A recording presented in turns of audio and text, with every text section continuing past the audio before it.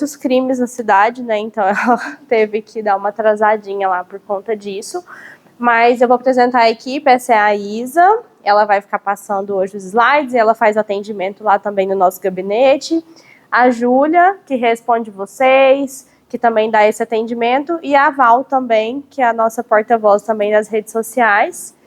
E hoje a gente vai falar sobre algo muito triste, né, e que acontece muito em todo o mundo, que é a violência doméstica.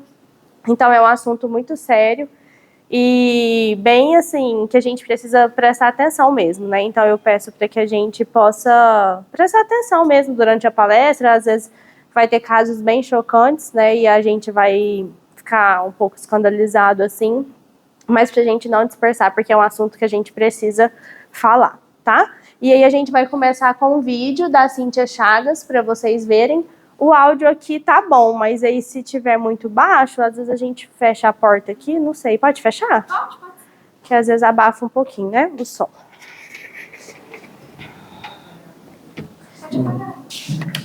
Não dorme, tá, gente? Aí.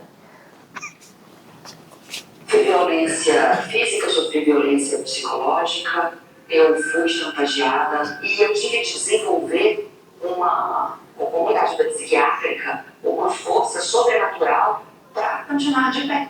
O soco não surge do nada.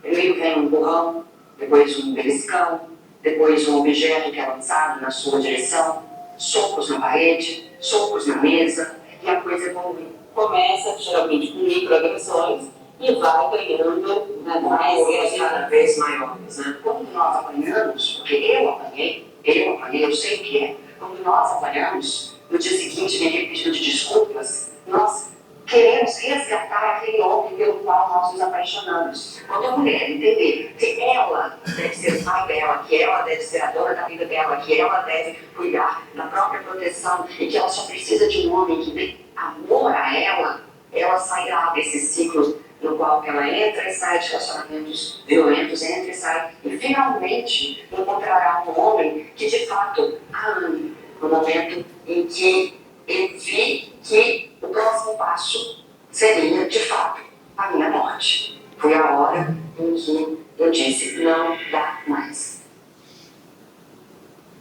Oi? Pode voltar. É isso, a Cíntia Chagas hoje ela é... Quem já viu os vídeos dela? Então ela performou, né, nas redes sociais, ela fala muito do comportamento. Eu até vi um vídeo dela esses dias que ela falou que não queria casar mais, que ela ama a vida dela sozinha. Mas realmente ela passou muitas coisas e esse vídeo aborda que nunca começa na violência física, né? Então sempre tem os sinais. E a doutora Lia, a gente aborda muito isso nas redes sociais.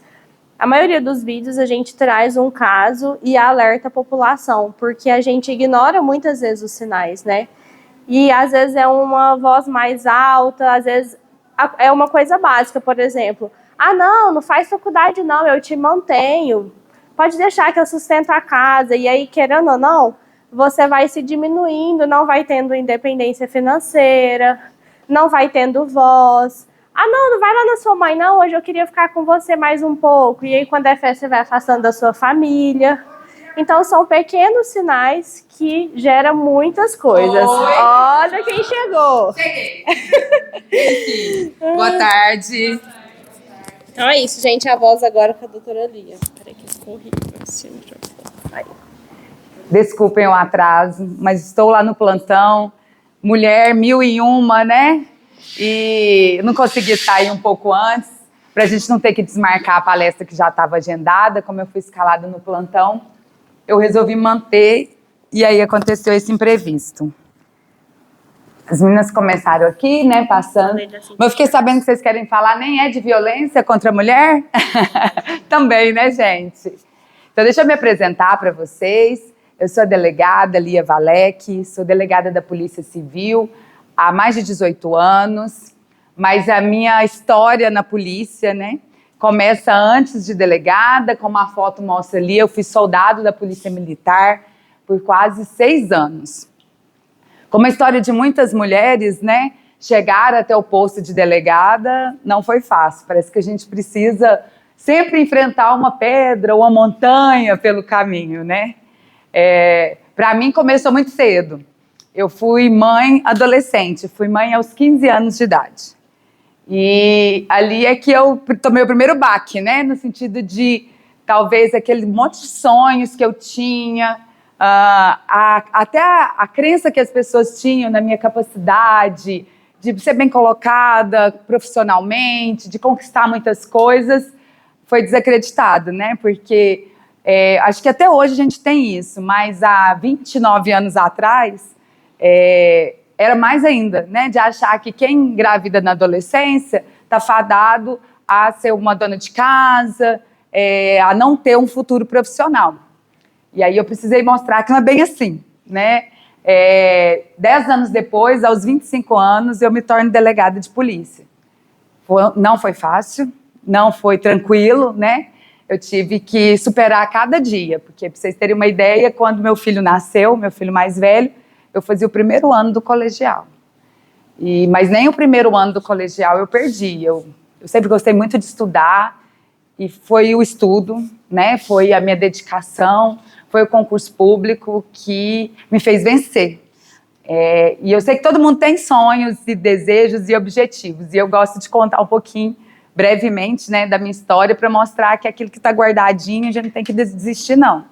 Né? Às vezes a gente adia um pouquinho, mas tem que correr atrás para poder conquistar aquilo que a gente deseja. Então, como delegada, eu me encontrei profissionalmente, assim, eu amo o que eu faço, tanto que hoje, né, estando também como vereadora, eu poderia ter optado, né, por ficar só como vereadora, mas eu cumulo as duas funções, porque ainda não consegui acostumar de pensar em ficar longe da delegacia. Eu gosto desse negócio de prender, gente, é bom, dá uma satisfação. Mas, brincadeiras à parte, assim, a maior satisfação para mim é poder conseguir mudar, através do meu trabalho, a realidade de muitas vidas. Para vocês terem uma ideia, uma das primeiras delegacias na qual eu trabalhei foi a Delegacia de Proteção à Criança e Adolescente. 90% dos casos lá, gente, é abuso sexual. E contra a criança, é pesado. Eu já tinha meu filho mais velho, né? E contar, né, ler e ver cada uma daquelas histórias era difícil. Mas depois você vê que, através do seu trabalho e da sua equipe, né, que eu, delegada sozinha, não faço absolutamente nada. Tem toda uma equipe muito capaz e competente junto comigo que faz o trabalho ser realizado. E às vezes era o meu trabalho que tirava uma criança de uma situação de abuso que nem a mãe protegia. Então eu falo que eu não gosto de problema pequeno não, sabe? Furto, roubo, é bom de apurar, mas esses casos em que você consegue realmente, né, libertar uma mulher de uma situação de anos de violência, prender um estuprador, como a gente prendeu aqui em Uberlândia, que era um estuprador em série, né, estava estuprando mulheres ali no Shopping Park, Novo Mundo, e começou a investigação do zero, assim, que eu achava que eu ia ter que ter bola de cristal para achar aquele cara, porque realmente não tinha informação nenhuma, e a gente conseguir chegar. Então, é o que eu gosto de fazer, gente. Mas em 2024 eu recebi um convite, assim, muito surpreendente para mim, porque eu nunca fui envolvida com política, nunca tive desejo de ser política, nada. Pra vocês terem uma ideia, quando ligaram para o meu marido para sondar, ele falou: Lia, eu não gosto dessas coisas, não. Quase que desistindo, assim, de cara, né? Mas ali, quando surgiu o convite, o que me descortinou para mim, sabe? Que, na verdade, eu tinha uma série de preconceitos, eu acho que a maioria tem, né? Eu falava, gente, povo, todo mundo me admira tanto pelo meu trabalho, eu vou ver com política, não vai falar, nossa, o que essa mulher foi fazer lá? Roubar, né? Que é essa ideia que as pessoas têm, infelizmente, né? E não é à toa, né? Porque a gente tem muitos políticos ruins. E aí, naquele momento ali, o que eu pensei? Na delegacia, eu consigo resolver problemas muito individuais, né? A Maria que me procura, é o caso daquela criança específica. E estando como uma parlamentar, eu já consigo fazer por uma sociedade inteira, né? Uma lei que eu faço, um projeto que eu consigo aprovar, algo que eu consigo fazer em prol daqueles que eu defendo, é para todo mundo. E aí isso acabou me seduzindo, sabe? E eu resolvi encarar essa empreitada. Inicialmente eu tinha até falado para o pessoal do partido que eu não iria, porque como nunca tinha sido assim aquele sonho do coração, né? E é uma campanha política, é muito difícil, como eu falei para vocês. Às vezes eu cheguei em algum comércio, das pessoas virar a cara para mim, sabe? E aí eu pensava várias vezes, falei, gente, o que eu tô arrumando para minha vida? Lá na delegacia o povo pede, pelo amor de Deus, a falar comigo, eu tô indo lá no comércio do moço e ele vira a cara para mim, né? Mas como uma das palavras que me define é coragem, um colega da época, policial civil, me desafiou, né? Ele falou, não, ninguém teve coragem para tentar isso aí. Eu falei, pai, mexeu com o meu brilho, né? Coragem não me falta. E aí foi onde eu decidi, né? Me candidatar a vereadora. Fui muito bem votada, graças a Deus. Apesar de não ter recurso partidário, né? Apesar de toda a dificuldade, fui eleita com 3.766 votos, que é bastante para uma primeira campanha, né? E hoje estou como vereadora, como delegada, né? Atuando aí, uma parte complementa a outra, sabe? Lá na delegacia eu vejo alguma coisa que pode melhorar e eu tento fazer lá através do trabalho da prefeitura. Da prefeitura, sim, né? Com o apoio da prefeitura, que a gente trabalha na Câmara, tá, gente? As pessoas confundem muito. Minha família fala, e aí, como é que estava lá na prefeitura hoje? Mas não é na prefeitura que eu trabalho. Pessoal, nosso assunto principal aqui hoje, né, é violência doméstica e familiar contra as mulheres. A gente vai começar com esse videozinho para que a gente possa entender como é que está hoje esse negócio. Oi, tudo bem? O povo deve estar louquinho atrás de mim.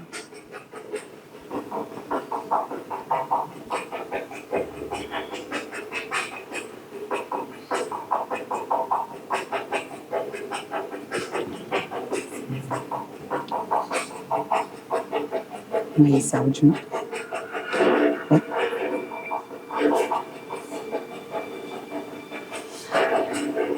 De pôr no microfone, já tá com medo de chiar por conta do cabelo, mas acho que tem que ver.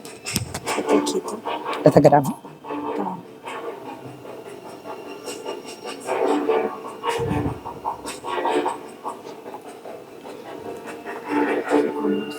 Ele é grande.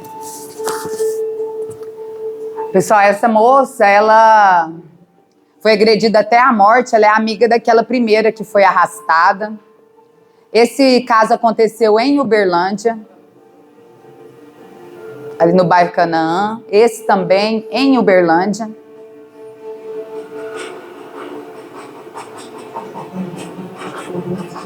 Lá no Martelena.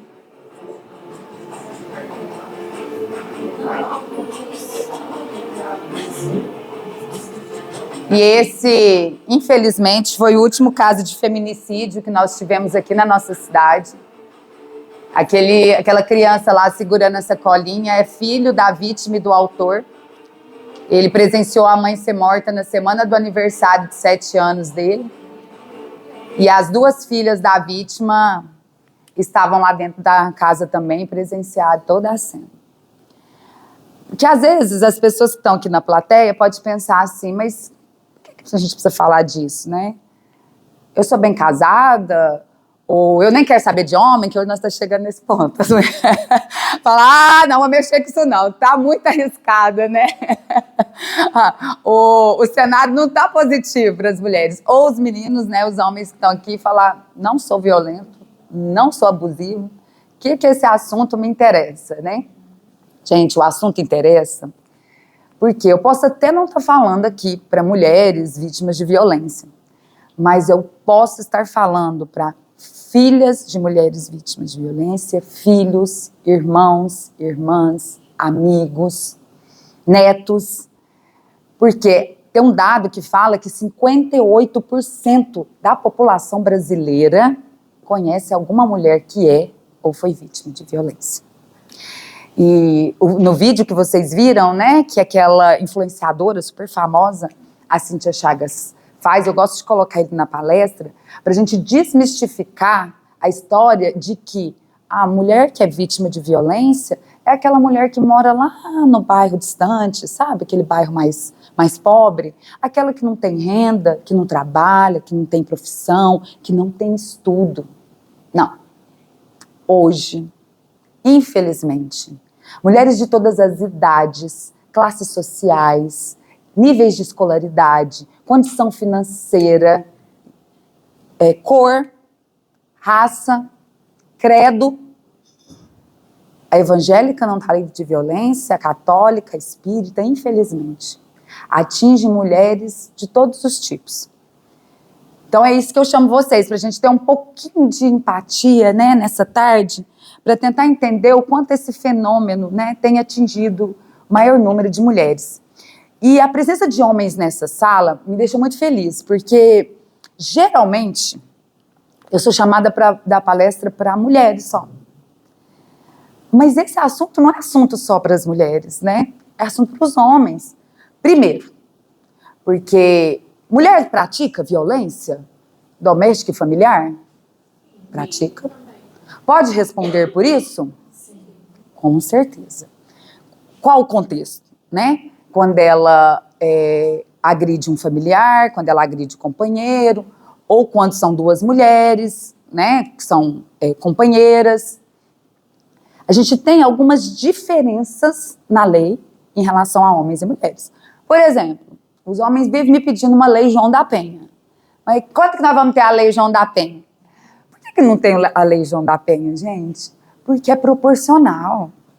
Tem mulher que agride, né? A gente vê aqueles vídeos lá na internet, né? A mulher dando um tapão na cara do cara e ele super humilde, aí ela dá outro e tal.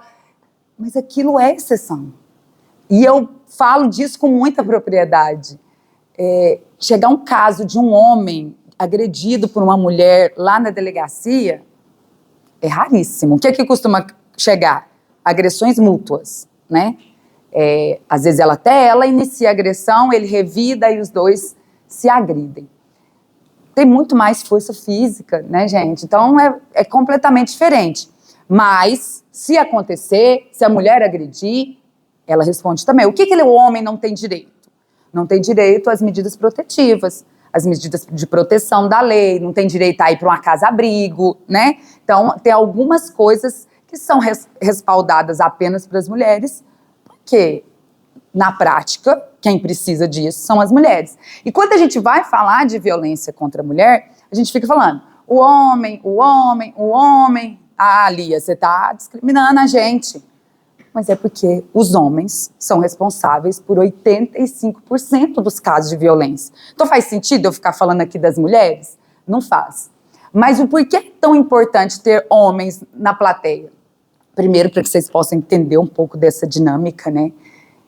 E principalmente que vocês podem muito contribuir com isso, gente. Ontem mesmo eu estava falando com uma pessoa e eu tenho uma rede social que eu batalho o tempo todo para a gente fazer uns conteúdos bons, inclusive, fica a dica aqui, me sigam, @delegada Lia Valec, que a gente se esforça, viu? Além de delegada, vereadora, mãe, esposa, palestrante, sou também produtora de conteúdo, isso dá um trabalho.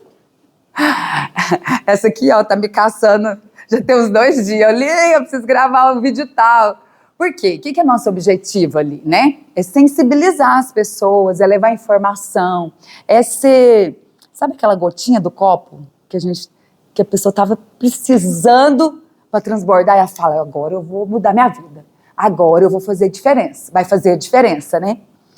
E muitas vezes, né, fazendo tudo isso, às vezes eu fico assim, nossa, gente, mas será que tá chegando?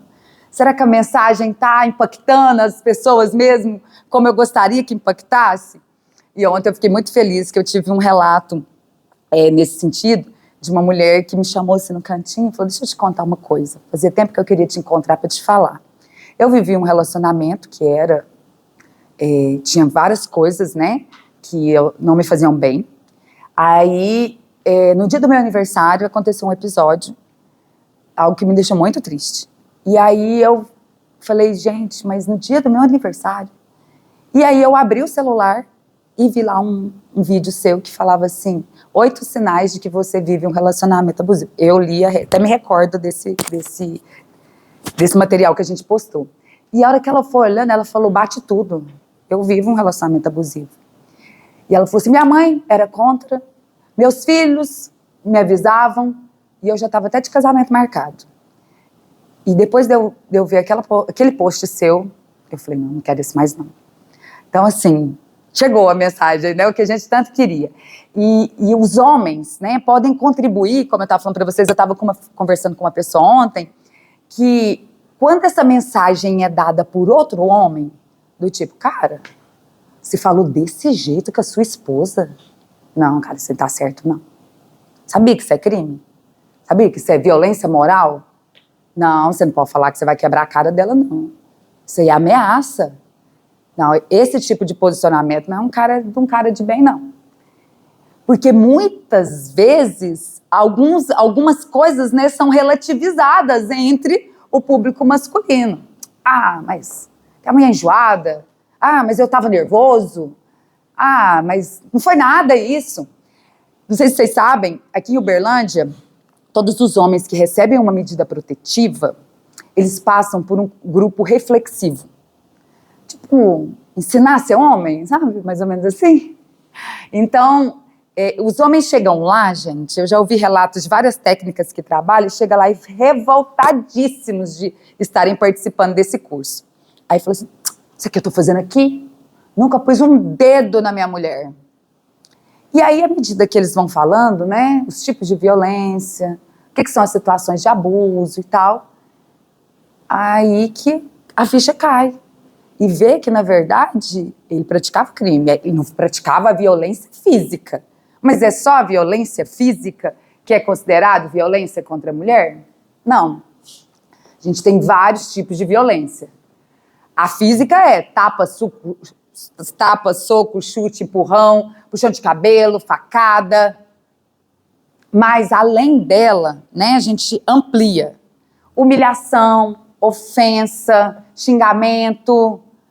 Quantas mulheres, né, não escuta lá, trabalhou o dia inteiro, chega em casa, né, quebrada de canseiro, e fala, isso é hora de chegar, sua puta, vagabunda? Onde você tava? Tava dando pra outro na rua, não é? Isso é injúria, entendeu? Isso é difamação. Ninguém tem o direito de falar com o outro dessa forma. As mulheres também não têm direito de falar com os homens. Mas os homens não têm direito de falar assim com as suas esposas. Então, existe um grau a mais desse tipo de xingamento, de humilhação, que é a violência psicológica. Que é quando essa desqualificação, essa ofensa, essa opressão, esse controle, causa um dano emocional a essa mulher. É um dos crimes mais difíceis de lidar no nosso Código Penal. Porque o legislador, né, o deputado lá em Brasília, que criou, ele não especificou. E provar um dano emocional não é algo muito simples, né? Porque, por exemplo, ela está com depressão. Mas como que eu provo que a depressão é da violência? Porque às vezes ela trabalha, ela tem um filho que tem um problema de saúde, entendeu? Então, assim, é muito difícil provar. Então, é um dos crimes mais difíceis, a gente tem que analisar muito bem cada caso concreto, mas o que a lei exige, né, é que cause esse dano emocional. Às vezes tem gente que acha que é mimimi, mas eu trabalhei num caso que foram 19 anos de uma mulher sofrendo quase todos esses tipos de violência que a gente descreve aqui. Violência física, psicológica. E uma das coisas que esse homem fazia é desqualificar ela até como mãe. Ele não deixava ela ir no supermercado com os filhos, porque falava que ela não prestava, que ela não prestava atenção, que ela não dava conta de cuidar nem dos filhos. E aí ela mandava ela sair sozinha, não deixava os meninos irem com ela no supermercado. Então chega em níveis, né, absurdos. Violência psicológica, né, e aqui eu não estou falando da prevista no Código Penal, não. Que é a intimidação, o controle excessivo, ameaças constantes.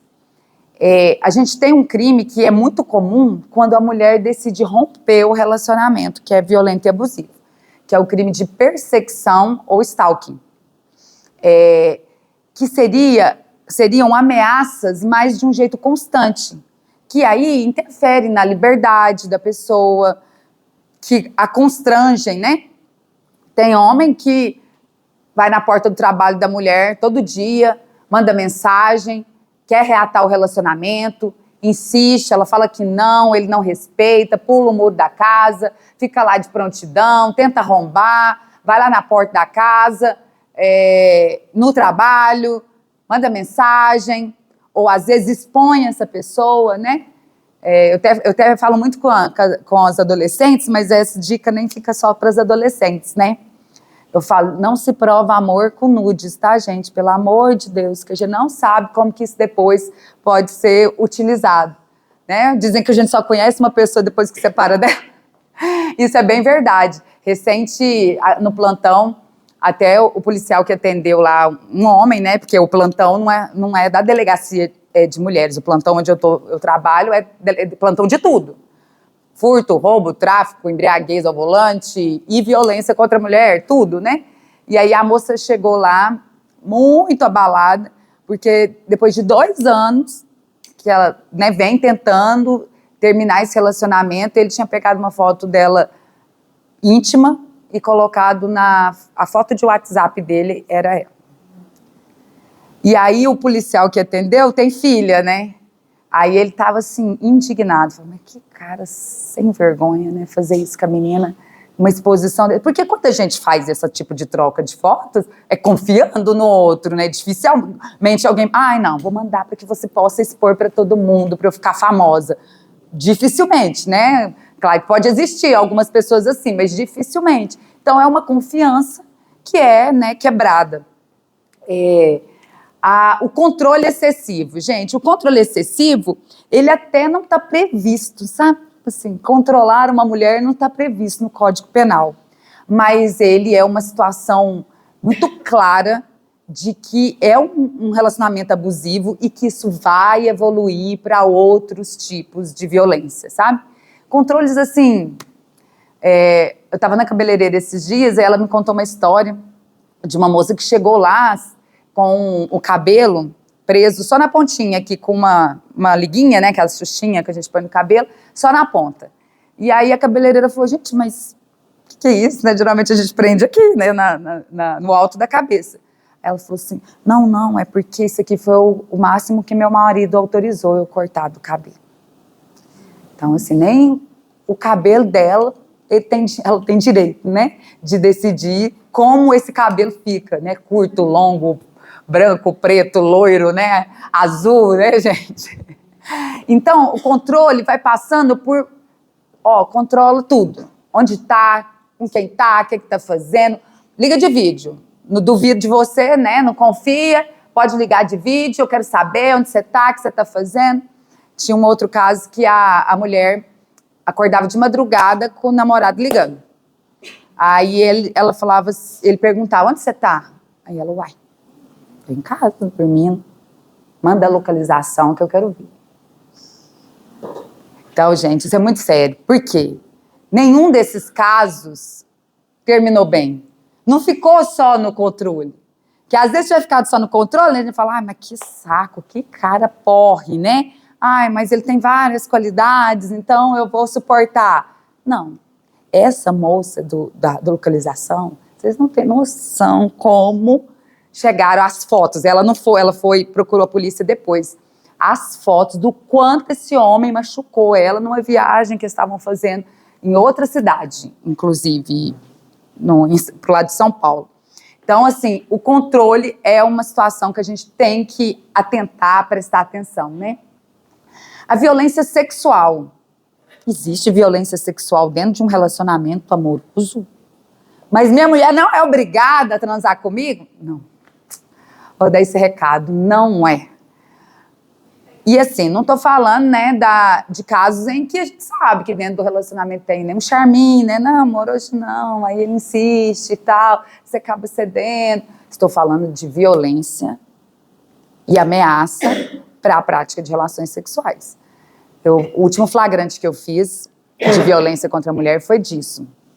Há uns 3 dias atrás, ele pegava a mão assim com muita força e apertava o peito dela para não deixar lesão, sabe? Aí ele segurava o pescoço dela e aí andou atrás dela na casa inteira. Eu quero transar.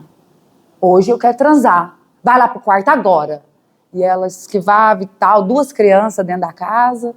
Ah, ela foi pro banheiro tomar banho. O que você tá fazendo? Eu quero você no quarto lá agora. Tentativa de estupro, né, gente? Casados, então. Mas aqui, fica também o recado, né, pros solteiros, né? Porque a gente tem também um crime que é considerado estupro, mas não tem a ver com violência ou ameaça, mas com a falta de consciência da vítima. Né? Nessas baladas, nas festas. Sabe, se a menina bebeu demais, viu que ela não tá bem, cara, sai fora. Porque, primeiro, se ela não estava acordada, se ela não tinha condições de consentir, não tem como falar, não, mas ela estava me olhando, estava com a carinha de quem queria, tem certeza que ela tinha autorizado. O consentimento tem que ser expresso, né? Consentimento real mesmo. E outra coisa, quando não, por exemplo, mas ela falou, Lia, que queria ficar comigo. Depois, como ela bebeu demais, no outro dia ela acorda, não era bem aquilo que ela queria, aí até se provar que ela realmente consentiu, talvez nunca prove, né? Então fica a dica, tá bêbada demais, fala, não, minha amiga, é outro dia, a gente conversa, vamos deixar para outro momento, né? Eu queria fazer um adendo aqui, em locais, né, de trabalho, em que a gente tem homens e mulheres trabalhando juntos, a gente tem também um crime que aí não é violência doméstica e familiar contra a mulher, mas é um tipo de crime, né, sexual que existe, que é a importunação sexual e o assédio sexual. As pessoas confundem muito, colocam tudo no mesmo balaio, né? Às vezes o cara dá em cima da mulher dentro da empresa, aí ela já fala, aquilo foi assédio. Ou passa a mão, fala que foi assédio. Para o Código Penal, qual que é a diferença dos dois, né? Assédio sexual, ele tem um pré-requisito que muitas vezes não é preenchido. Ele tem que ser praticado pelo superior hierárquico da vítima. E o objetivo é constranger a praticar um ato sexual com o objetivo, né, de alguma coisa dentro, um favorecimento dentro da empresa. Então é aquele tipo assim, vai para o motel comigo que eu te promovo, ou vem, fica comigo que você vai ter uns dias de folga, né?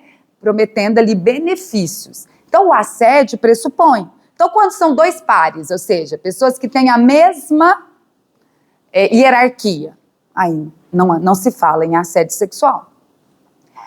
Agora, um crime que não exige que seja superior e pode ser praticado, né, em relação a quaisquer pessoas, é a importunação sexual, que consiste em praticar ato libidinoso sem o consentimento da vítima. Que é a famosa encoxada lá do ônibus, sabe? Para exemplificar para vocês, a mulher tá lá, ou o homem, pode ser homem também, tá, gente? Os homens podem ser vítima desse crime. É mais raro vocês serem vítima desse crime. E geralmente vocês não denunciam, não sei por quê.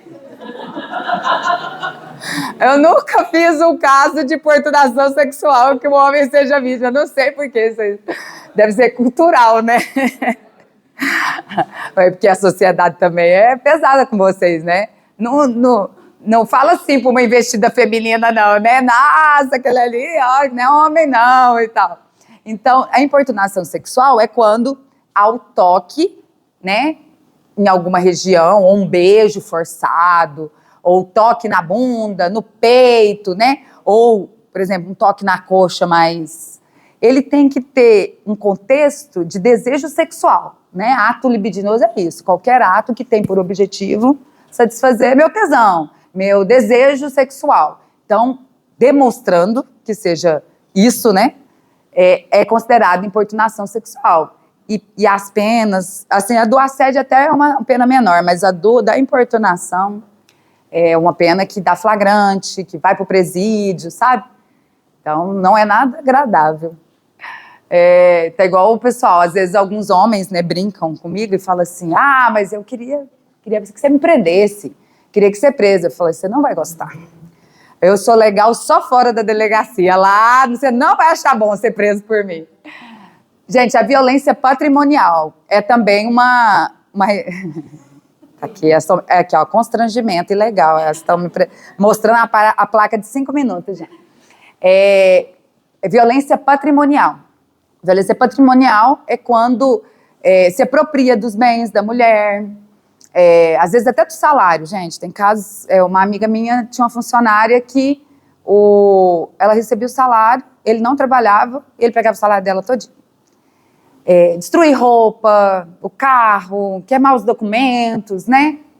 A violência vicária, essa é nova, né? Mas para mim, uma das piores que pode existir, eu acho que para todo mundo, que veio em decorrência daquele caso de Tumbiara, quando o pai matou os 2 filhos como uma forma de punição, né, para a mulher.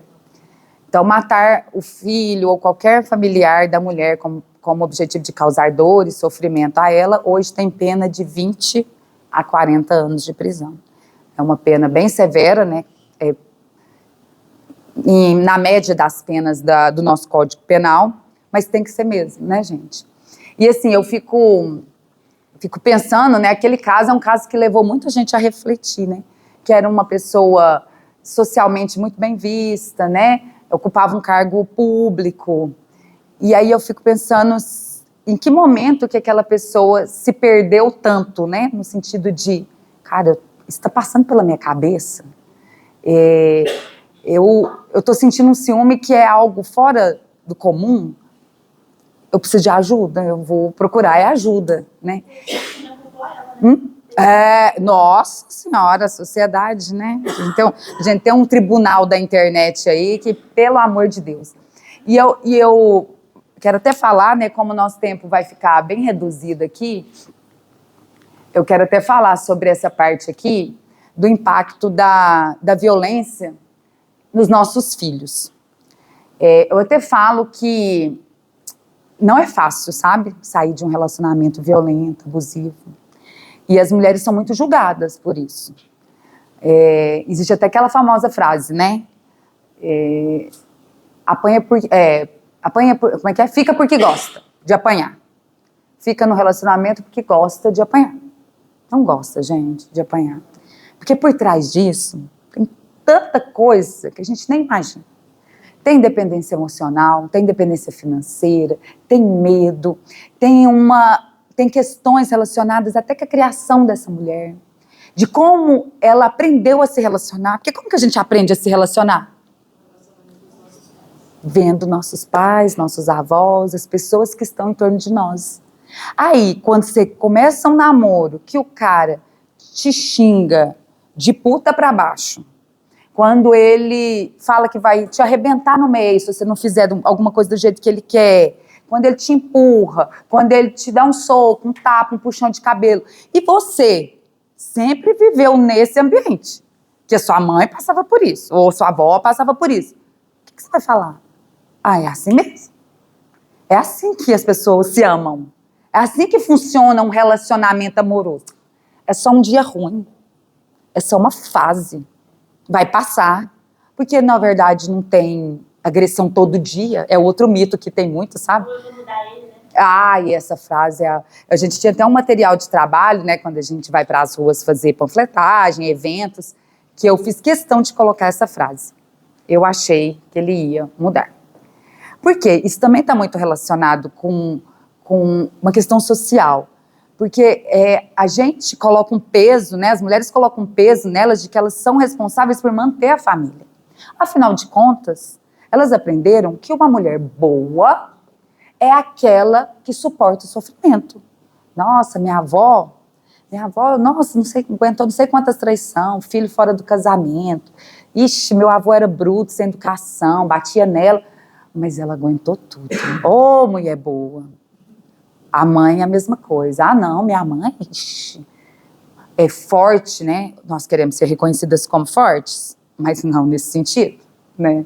Não de suportar esse sofrimento todo. E aí, muitas vezes, essas mulheres acham que esse é o lugar delas estarem.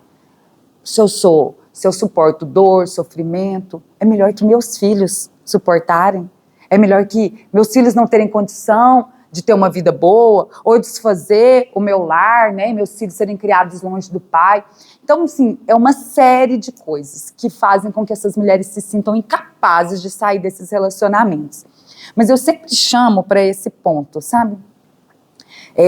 Que ao invés de manter um relacionamento violento e abusivo pelos filhos, que se saia desses relacionamentos pelos filhos. Porque os filhos da violência doméstica têm mais chance de envolvimento com a criminalidade, com o uso de drogas, com as doenças emocionais, ansiedade, depressão, tentativas, né, e suicídios, e a repetição do padrão. Né? Porque eu acho que o momento em que mais dói para um pai ou para uma mãe é ver ou o filho, né, preso lá na delegacia, ter que ir lá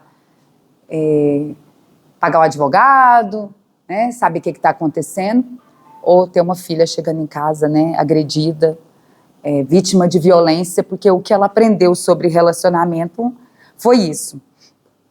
E eu falo muito, gente, que nós, enquanto sociedade, né, eu faço tudo que eu posso dizer para vocês.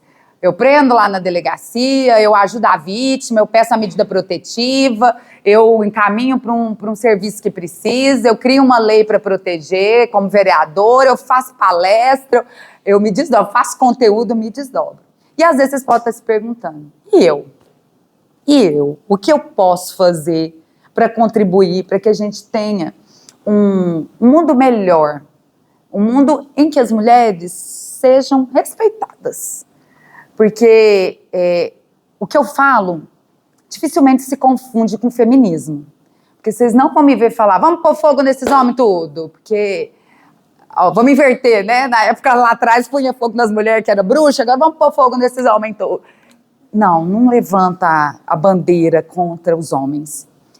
O que eu defendo é que a gente seja igual. Nós somos iguais, a gente foi criado por Deus igualzinho, né? Então, direitos, deveres iguais. A mulher não tem direito de agredir o homem, mas a mulher também não quer ser agredida. Ela não quer ser vítima, ela quer ser respeitada no seu local de trabalho, quer ter voz ativa, de poder falar sobre o que ela pensa, de ser ouvida quando ela se manifesta, de não ser entendida como um ser inferior.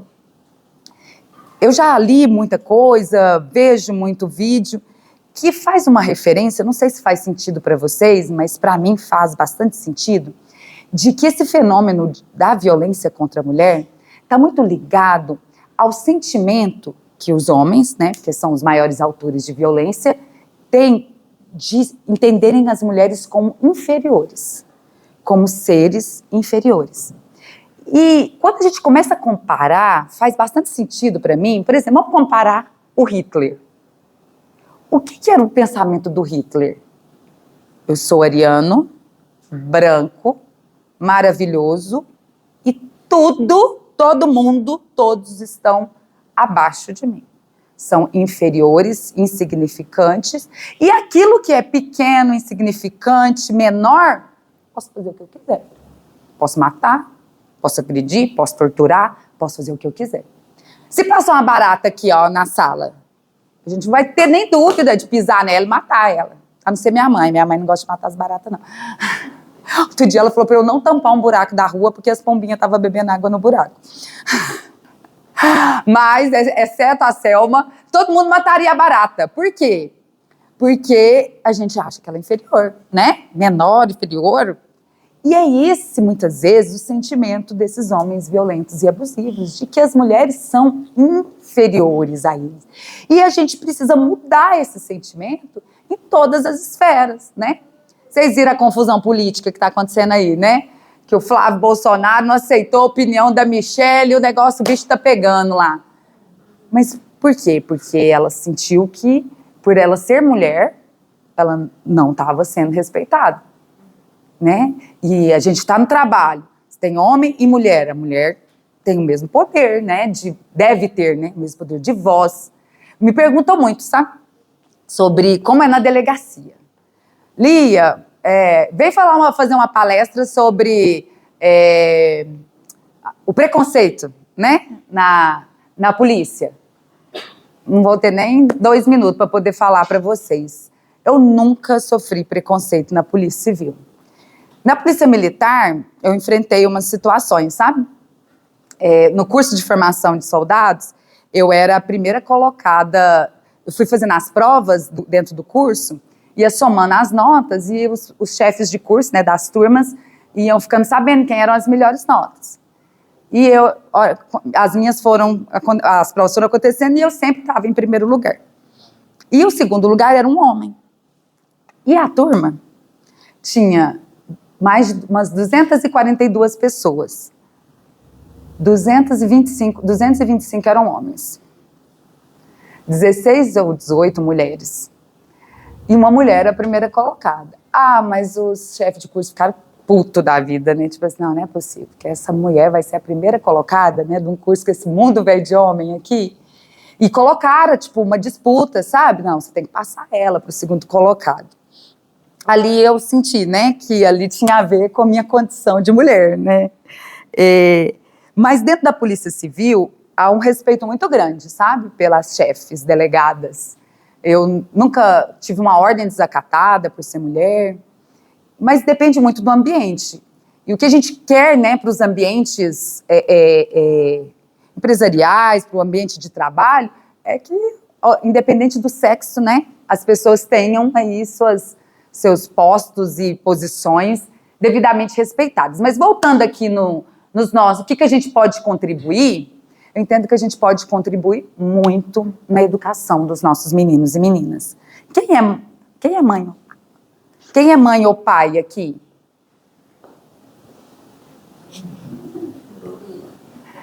Pois é, gente. Na escola, a escola pode trabalhar esse tema, inclusive a gente está lutando aqui, eu como vereadora, para que a gente possa incluir um trabalho não esporádico, mas constante, de trabalhar o respeito às mulheres, né? Esse enfrentamento à violência dentro do ambiente escolar. Mas dentro de casa a gente pode fazer isso muito bem também. Começa aí, por mostrar que as meninas e meninos são iguais, né? Aquela menina não é inferior porque ela é menina. E às vezes a gente faz até sem ver. Já viram? O menino começa a chorar, você fala, não, pode parar de chorar igual a mulherzinha. Tudo que é ligado ao feminino, não, larga de ser fraca, vai parecer uma maricas. Tudo que é ligado ao feminino é menor, é inferior, é fraco, então não busca esse lugar. Então isso vai sendo feito cotidianamente. Outro dia eu não lembro mais quem estava conversando comigo, que o filho estava querendo brincar com uma boneca. E a mãe, a pessoa até esclarece, eu não lembro mais quem era a pessoa. E ela falou assim, nossa senhora, eu fiquei numa situação, mas por quê? Homens não cuidam de filhos? Então arruma um boneco para eles, se você está achando difícil a questão de ser... Não existe essa diferenciação entre meninos e meninas, né? Outra coisa, gente, que a gente está precisando muito fazer, né? Ensinar nossos jovens, nossas crianças a escutar um não. Tá complicado, né? Porque o primeiro não que ele escuta é da menina que ele tá querendo namorar e aí ele fica louco. Porque nunca escutou um não na vida. Porque falar não é difícil, né? O sim, eu ri até aqui, né? Sai felizinho, te dá até beijo. Ai, mamãe, você é a melhor mãe do mundo. Eu tenho uma petitinha de 10 anos, ela vive me falando isso.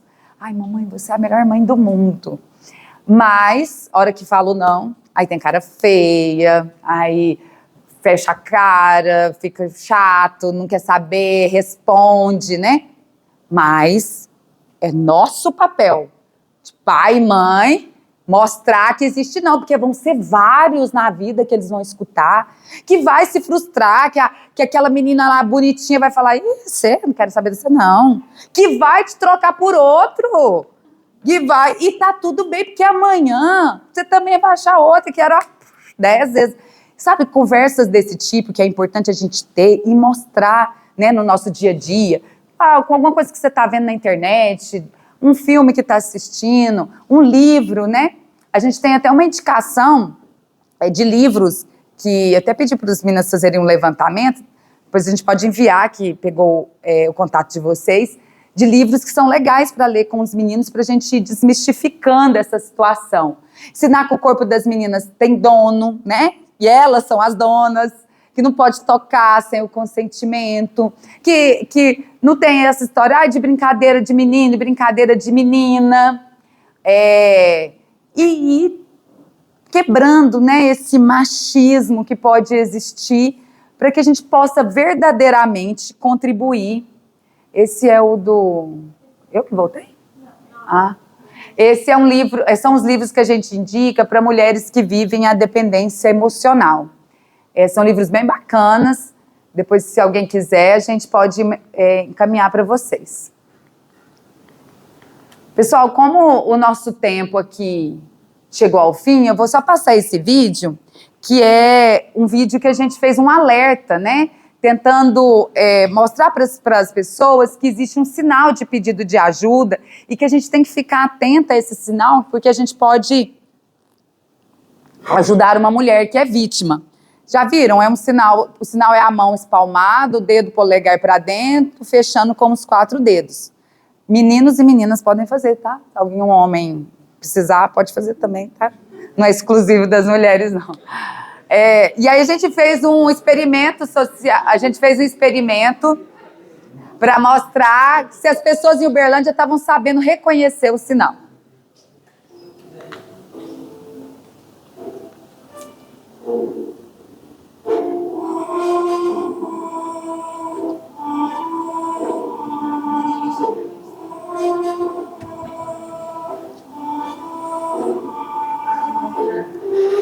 Tá vendo que ela faz? A maioria das pessoas não viu, não reconheceu. Essa senhora aí reconheceu. Essa menina falou que ia quebrar o cara, 3 vezes maior que ela falou que ia bater nele. Essas imagens que você acabou de ver são de um experimento social que fizemos hoje aqui no centro de Uberlândia. Algumas pessoas interferiram, mas poucas reconheceram esse sinal. Se você ver esse sinal, a vida de uma mulher pode sair. Não é brincadeira, é um pedido silencioso de socorro. Nesse momento, ela pode estar do lado de um agressor. E você, a única chance dela sair viva. Vamos compartilhar esse vídeo e fazer esse sinal conhecido por todos. Afinal, ele pode salvar a vida de alguém. Outra ação que a gente tem do nosso gabinete, trouxeram o violentômetro? É o violentômetro, se a gente puder colar nos banheiros femininos, que é um alerta, né, sobre os sinais que pode ser considerado violência, abuso, e que isso evolui. E aí, igual eu falei para vocês, né, pode ser a gotinha no copo que essa pessoa estava precisando para transbordar. E aí, se a gente puder colar nos banheiros, que é uma forma bacana de conscientizar, né, de levar esse estímulo para as pessoas denunciarem sou eu, né? E se encorajarem. Pessoal, espero que tenha sido proveitoso para vocês. Me perdoe mais uma vez pelo atraso, mas é um prazer, né, estar aqui com vocês. E eu conclamo todo mundo, né, a sermos multiplicadores dessas informações, desse conhecimento. E conto com vocês, homens e mulheres que estão aqui nessa sala, para que a gente possa realmente construir uma sociedade como a gente deseja para as mulheres, que é uma sociedade em que elas sejam livres, em que elas sejam respeitadas e que elas possam ser felizes. Muito obrigada, uma boa tarde para todo mundo.